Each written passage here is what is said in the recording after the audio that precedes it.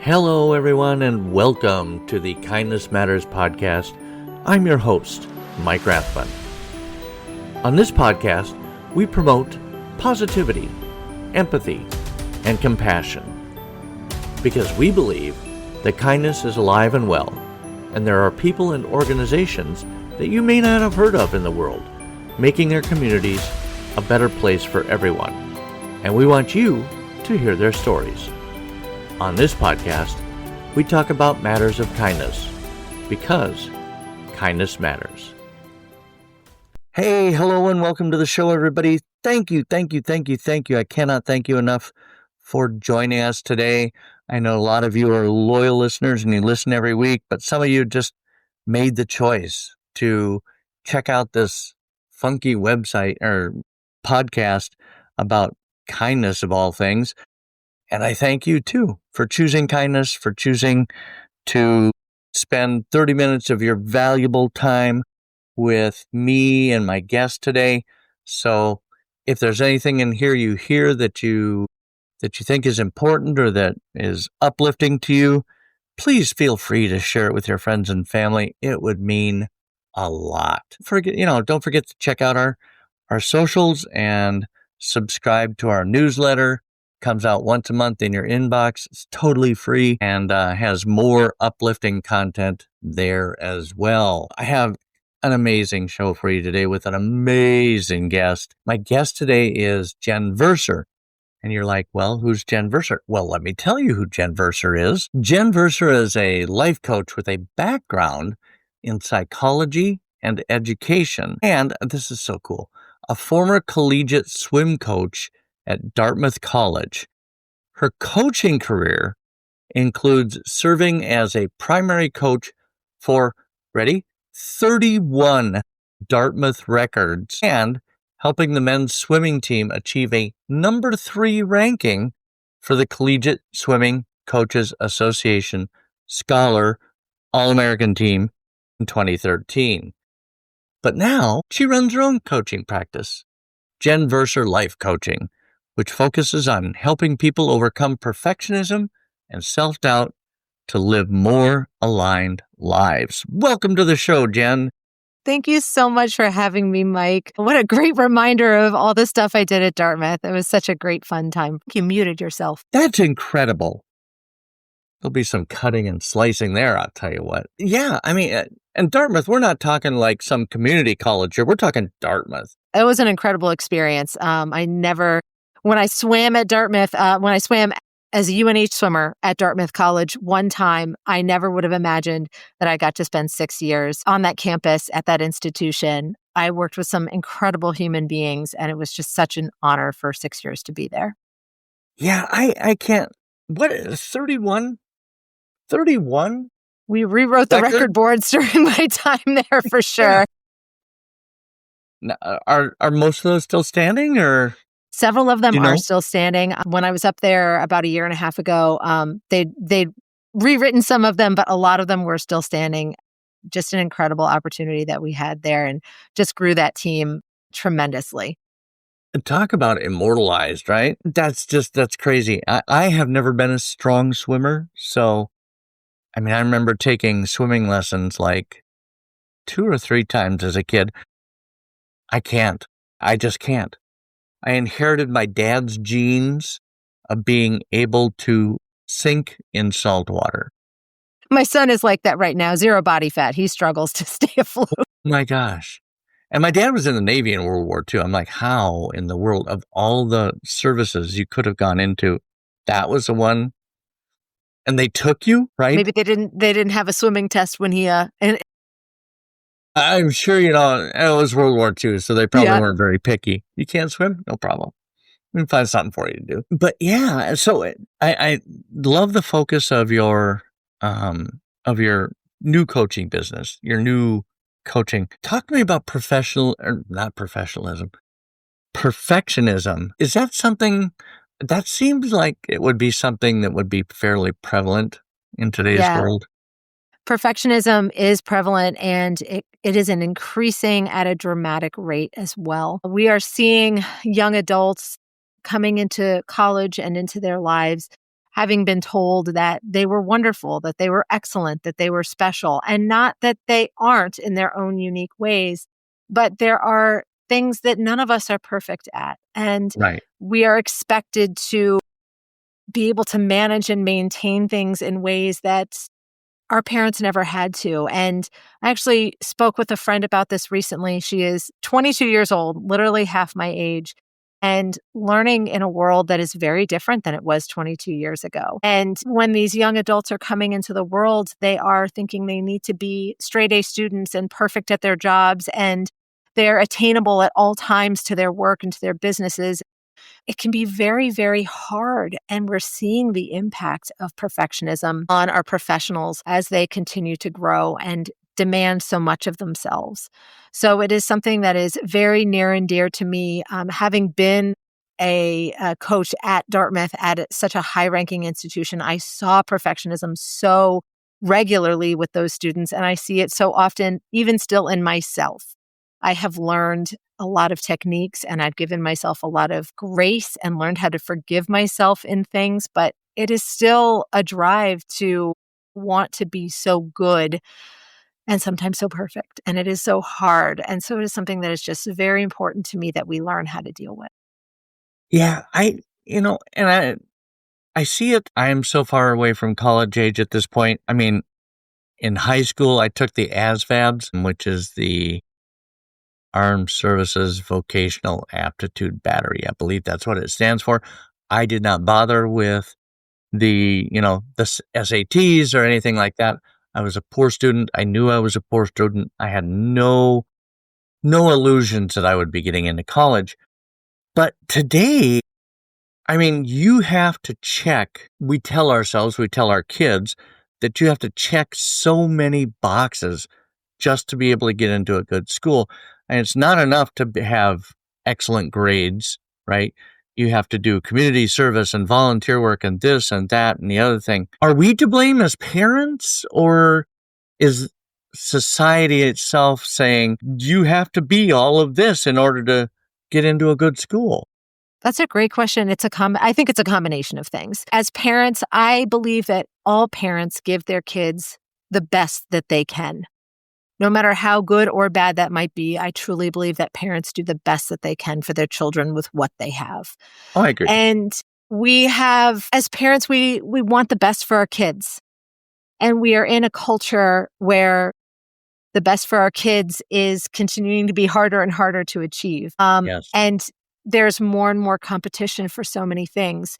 It seems to me that a college degree, my parents said to me when I was graduating from high school, a college degree is what a high school degree used to be. And then a master's degree is what a college degree used to be. And how far do we go with that? Right. And so when we look at the 1950s, 60s as the times when people really started attending college as that next step, and then, well, I want my kids to have better than what I had, better than what I had, better than what I had. We're seeing that our kids are striving so hard to make that mark. And it's so hard to keep getting higher and higher and higher and achieve more and more. The students at Dartmouth were coming in, so many of them were valedictorians with perfect grade point averages. They were the best in their school, the best in their town, the best of what they knew. Even if they were coming from a private institution, they were the best of that best. And they come in where all of these kids were the best of the best. So how do you set yourself apart in that? Yeah, it can be Yeah. really hard. Is this your title? Unbound coach? I named myself that. I The want us to learn. self-identified unbound coach. Yeah, I want us to learn how to not be so tied to these identities. Yeah. Yeah. And we set those up ourselves though, right? hmm We hmm decide, we think I am. So how, with that title in hand, how do you see kindness playing a role in helping clients break free from that? The hmm stress, the burnout, and the Yes. people pleasing, especially. We all are guilty of that, right? To some degree or another. Yes, absolutely. It starts with trust in ourselves. To trust ourselves, to tell ourselves the truth, and to be kind to ourselves. As a perfectionist, we often find ourselves judging others And something that I have learned is when I sense myself giving that judgment to someone else, to take a look back at myself and say, what am I seeing within myself? Why am I having this judgment for someone else? What does it say about me? And then being kind with myself about that. We are Yeah. the I am the only person that I am going to have for my entire life. I should treat myself as my best friend because I'm what I've got. Yeah. And Yeah. to speak to myself kindly, what better Yeah. thing can I do? And I do that a lot of time. I think it comes off as self-effacing. You're like, "I'm a dummy." But and when you hear that, I think there's a I don't know. It I'm guilty of it, the negative talk, the what do you call it? We all There's are a the negative professional name self-talk, for it. negative self-talk. But Self-talk, yeah, that's what I was thinking of. absolutely. We're all guilty of it. We all do it. We just try to learn new habits to teach ourselves to do it less. Yeah, yeah, absolutely. So how do you guide clients to recognize I don't want to no, I don't want to ask that. That's not the right question. I had all my questions, they're all lined up, they're not in order. Okay, what inspired you to pursue life coaching after a background in psychology and education? My time as a swimming coach solidified for me the love that I have for working with the human and the human spirit. I was coaching at Dartmouth, and I found that the interactions that were the most meaningful were not the ones that happened on the pool deck, but the ones that happened on the bus or in my office or at a meal with my athletes. And I had an athlete who, after I left coaching, he and I actually got breakfast together one morning. And he said to me, Jen, what are you doing? What are you going to do next? What's your next step? And I said, well, Tate, I'm really looking into becoming a life coach. I'm really looking into just helping people in their lives. And he looked at me and he kind of laughed. And he said, Jen, of course that's what you're going to do. That's what you've always been for us. Yeah, you know what? And that brings up another good question. Is it so much from being an athletic coach to being a life coach? Is that such a leap, really? No, I really think that the only thing that is different is that I don't step onto a pool deck with them or get on a bus with them and travel with There's them. that. But I spent so much time getting to know them as human beings. And I think that was part of what set my team apart was that we were so connected as humans that I recruited people that I wanted to work with, not just fast swimmers that I wanted to coach. Yeah, And so that is I think a huge part of why this felt like such a natural shift. I heard a noise. I'm sorry. That was Yeah, me, no worries. probably. Yeah, no, I totally get that. It's almost like a natural progression, isn't it? Yes. Yes. Yeah.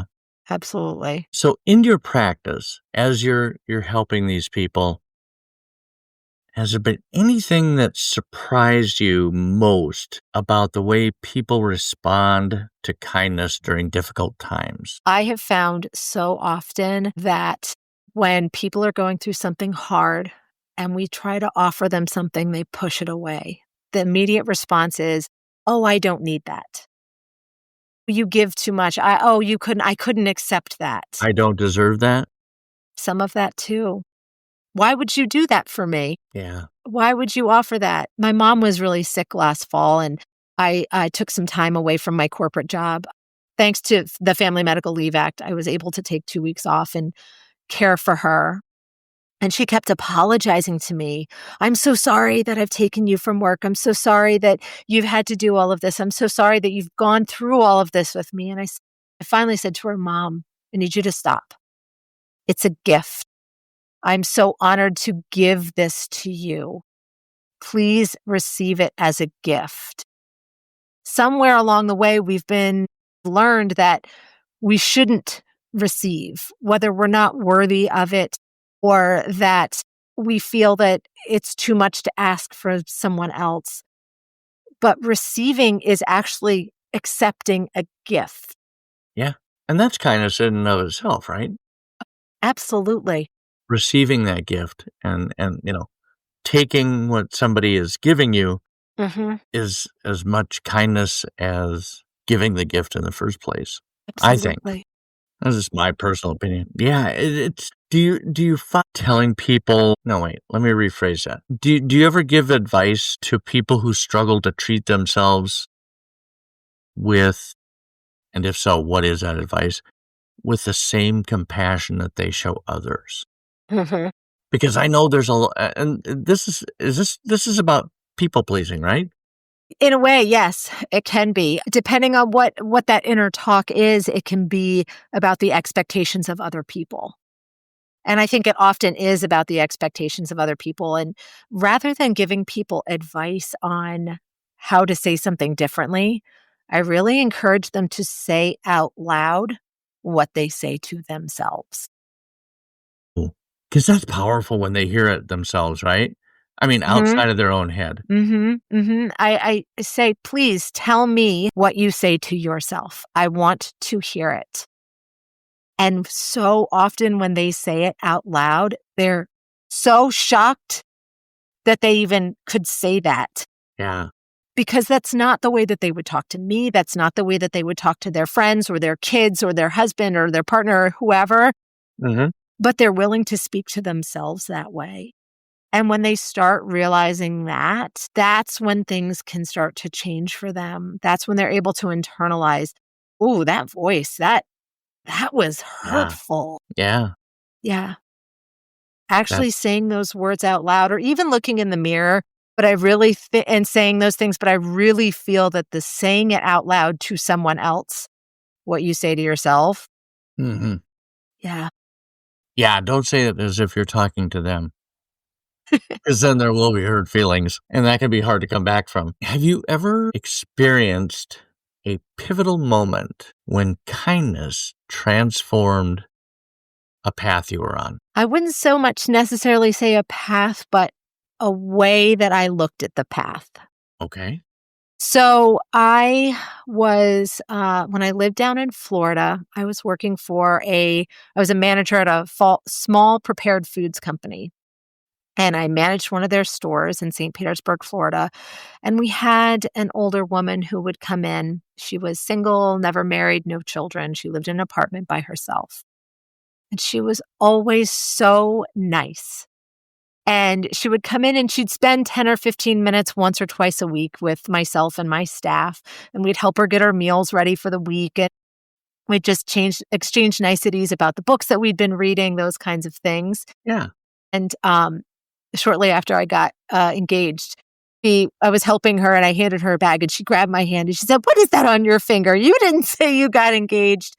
And we just started chatting and I was walking her to her car and she said, "I'm just so happy for you." She said, "Jen, I want to tell you something. If you have something kind to say to someone, you need to say it because you could change someone's day. You could change someone's life. Don't hold it inside." Yeah. And I honestly, I feel so terrible. I don't remember this woman's name, but she changed the way that I look at speaking to strangers, to just reaching out and saying, "Oh, I love that shirt." Or, "Oh, I'll say to a little kid, 'I love your flashing shoes,'" anything like that. And it elicits a smile. Yes. And you never know how that will change someone's day or more. If you can just go in with a smile and offer something, just a tidbit. Yeah. Yeah, because I think each of us, if we had a nickel for every time we've looked at somebody and said, "Oh, I really like whatever it is about that person," but didn't say anything, such a missed opportunity for for just joy on both of your sides. I mean, right? Absolutely. Because when you do that, when you say those things out loud to somebody, they feel good.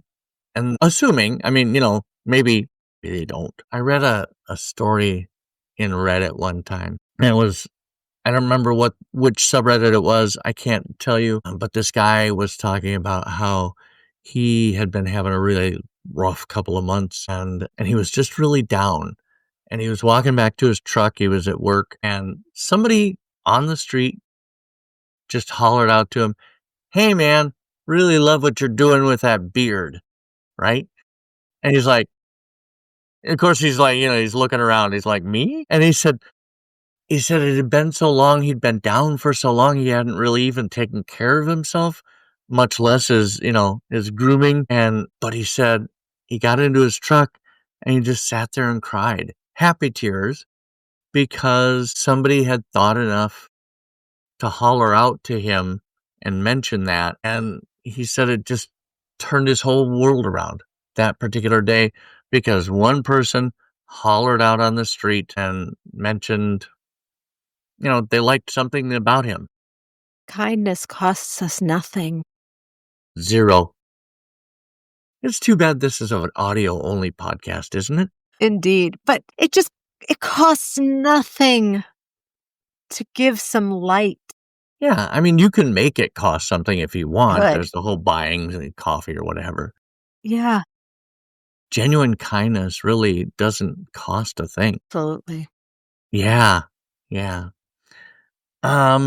So I really love this. I could almost feel like I could talk for like an hour or so just about saying something to somebody and Yeah. changing their world.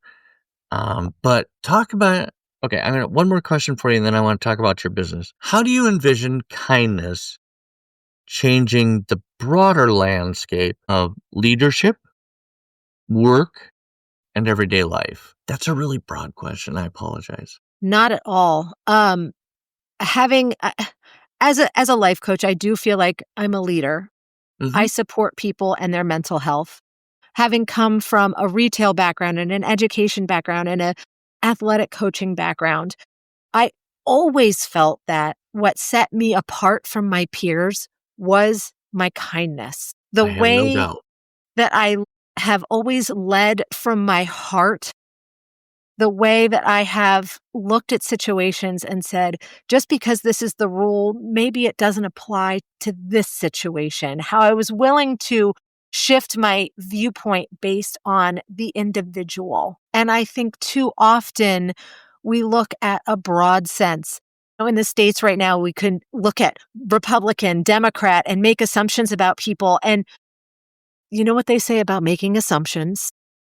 When you assume, you Exactly. certainly do. Yes. And it can be so hurtful to assume things about someone. I had a student athlete after I left Dartmouth, I moved to Florida and I was coaching a high school team. And my third year with the team, I had a young man show up to a Saturday morning swim meet under the influence of a Friday night funness. Yeah. Oh, And yes, exactly. And I had multiple other student athletes come to me concerned. And I approached this student athlete with his parent after the meet was over. And we had a conversation. And I didn't know what would happen. But what I found out later was that his mother took him to get drug tested. And it came back that he had indeed been imbibing in something the night before. And the policy of the team was if you showed up to an event like that, you were no longer a member of the team. And not just that meet, the whole right, team. You were you off. were You were done. out. You were off. You Wow. signed the handbook. You knew that was the rule. That's that. And I had this student athlete. This was his third season with me. I really loved him. He was a great kid, just struggling, just wanted to Mhm. go out and have fun with the boys on Friday night at the football game. And I spoke with his parents. I spoke with the athletic director. I spoke with the dean of students. And we all agreed that if we cut this kid from the team, this might be the last straw that was holding him together, and he might just not make it. Push him right over the edge. Yeah.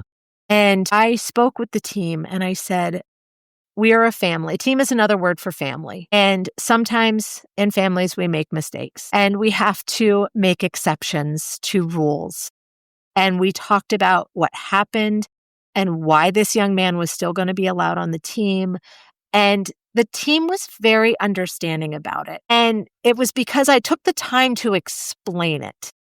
And I think sometimes we Yeah. miss that opportunity to say, okay, we're doing this because. Yes. Absolutely. And We it say is, this is the way it's gonna be. I've made a decision, blah, blah, yes, blah. And Yeah. Yeah. And I The think, conversation can change everything. yeah, yeah. So he stayed on the team. He did. He did. And he wound up going off to community college and doing really, really well. And, is a productive adult member of society now. And I'm so grateful that I knew that I got to be a part of that and that my Yeah. team learned how to make an exception. They 25 learned as young men much and as women. the kid did and you did. Yeah. Yeah. It was all these boys and girls got to learn that can be exceptions to the rules under certain circumstances. Yeah, for sure. Wow, it's so great. What a great story. I haven't heard that one yet. I Full of Let's surprises. talk about jenverser.com. Yeah. How is Absolutely. If there's anybody listening to this episode and you're feeling like because of perfectionism or burnout or stress that you need a little extra help, how can do you work with clients all over the United States, right? I work with clients all over the world. Yeah, I work with people all over the world because if I limited myself to the States, man, I'd lose out on a lot of amazing people. Well, yeah, for sure. Yeah, absolutely. So I definitely work with people all over the world. I got into life coaching because I want to help people experience their lives. I left the corporate world for that exact reason because I was going through the motions every single day. I was tired. I was missing my son's childhood. My marriage was falling apart. My parents are getting older and I was not able to support them the way that I wanted to. And so now I get to help other people learn how to do the same thing. And I'm not saying you have to leave your job, Right. but you can find joy in your life by the way that you speak to yourself, the way that you trust yourself, the way that you release the judgments on yourself and of others, the way you speak your truth to yourself, to the people that matter. That's the work that I do with people. So if you feel moved to work with me, reach out to me on social media. You can schedule a call with me on my website, on my scheduling page. But Yeah, we'll have links to the website in the show notes. Absolutely. And by the way, your Instagram, how do the kids say it today, is fire. Thanks. All right. Thank you. Love your IG. Thank you so That's what they much. say, right? IG? I think so. I don't know. Okay. I'm not a kid anymore, so I Are don't you know what the kids are saying. you're on Facebook, Instagram, Yep. any I'm on others? TikTok a little bit, but I'm on LinkedIn as well. Oh, Yeah. LinkedIn, of course, yeah. Yes. Yep. TikTok, really? A little bit. I haven't gotten into the TikTok yet. Oh Yeah. my god. It's so kitschy. It's so bright and it's Okay, overwhelming a so little bit. funny story about TikTok. I knew of it, I was aware of it, and then during the pandemic, I think I told you my wife and I had a cleaning business, Mhm. have a cleaning business. And one of our clients, we were at her house and we were just talking about, how things were and crap and, just put you in a horrible mood and blah, blah, blah. And she goes, "Do you know about TikTok?" And I'm like, "Well, I'm old, but I'm not that old." I'm like, "Yeah, I'm aware of TikTok." And I said, I could never go on there though. That's for younger people, right? And she said, "Oh, I don't post anything on it. I just go on it and watch like the dog videos or Yeah. the this videos." And she goes, "And I laugh and it keeps me happy for a while." And I'm Oh, like, yeah. I'm gonna have to try that out. So I did. I started going on it. And all of a sudden I'm like, I could use this to promote my podcast. Yeah. Yep. So now I'm on it like Absolutely. way more than I should be. Yeah. Well, it's the dopamine hit. It That's is. part of the way I don't get on it very much is because I feel like I'm on social media already so much and it's just going to add to my level. You're working. Yeah, exactly. It's not like you're messing around. You're working. Yeah, Oh. absolutely. Jenn Verser, thank you so much. You have been an absolute delight, and I love what you're doing for people. Thank you, Mike. Thank you so much for having me on today. I appreciate your time, and we're going to chat again soon. Sounds great. Anytime. Thank you so much for listening to this episode of the Kindness Matters podcast with my guest, Jenn Verser. If you're feeling stuck, if you feel like you need some help, check out her website in the show notes. There's a link there. And such a fun guest to have on. I hope this episode left you feeling a little easier, a little more hopeful about the state of the world we all share. And if you enjoyed any of this episode, please feel free to tell your friends, family, and coworkers about us. Also, don't forget to subscribe to our newsletter for more uplifting content. It's brand new and it's free, and there's a link to sign up in the show notes. Also, check out our social media pages, Facebook, Instagram, TikTok, LinkedIn, YouTube, you name it, we're there. Check us out, subscribe, follow, do all of those things. You have been listening to the Kindness Matters podcast. We will be back again next week with a brand new episode, and we would be honored if you would join us again. Until then, remember, kindness matters, and so do you.